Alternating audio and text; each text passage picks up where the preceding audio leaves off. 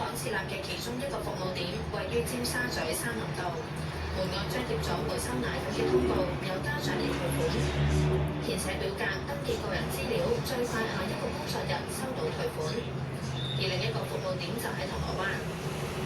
雀巢香港早前就公布自願回收22個批次嘅嬰幼兒配方奶粉，懷疑受納藥芽孢桿菌污染。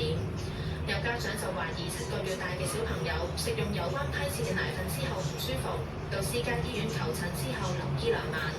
有少少嘅低燒啦，跟住又開始屙啦，因為佢其實之前從來冇屙過㗎。而家呢3日咧，都係維持喺8至10次嘅。亦都有家長話懷疑小朋友飲奶之後肚屙，要睇醫生。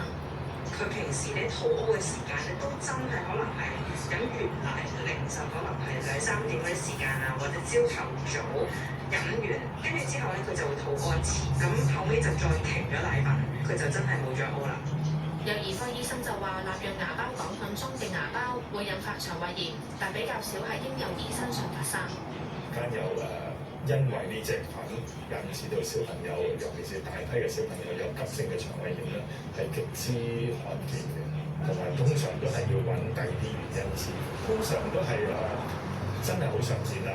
冬天有冬天嘅腸胃炎嘅細菌或者病毒，尤其是小朋友咧食咗染污嘅食物啦，或者就係有外遊啦。衛生署話，截至星期1下晝收到26宗嬰兒食用配方奶粉之後懷疑不適嘅個案，經調查之後冇發現任何涉及納藥芽孢桿菌毒素引起嘅食物中毒。無線電視記者蕭亞文報道。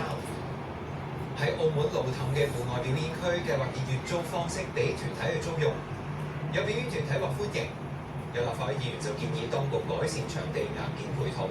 駐澳門記者康慧敏報導。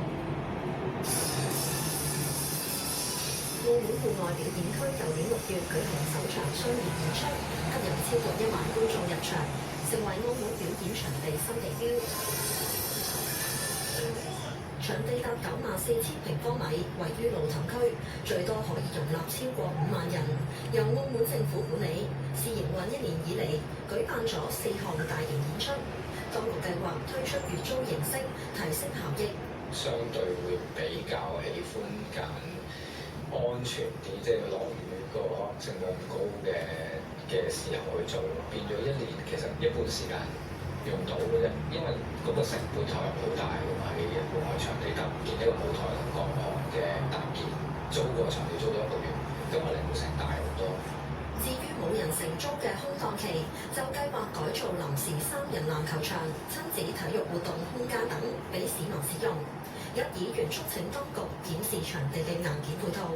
冇比較就冇傷害，你一比較咧就大。